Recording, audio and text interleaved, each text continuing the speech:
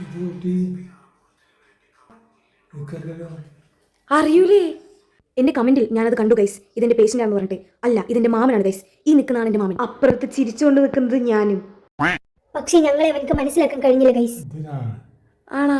ആ, പിന്നെ അപ്പുറത്തേക്കണ ആരാ? ഇതാ കുട്ടി. ഞാൻ. ആയിച്ച ആ ശരി കുറവ് ചെറുപ്പത്തിൽ ഓടണല്ലേ. ബാ അമ്പ്രു, എക്സസൈസ് ചെയ്യാന്ന് പറഞ്ഞാണ് ഈ ഇരിക്കണ ഇരിപ്പ്. പക്ഷേ ഇങ്ങനെ വിട്ടാൽ പറ്റില്ലല്ലോ.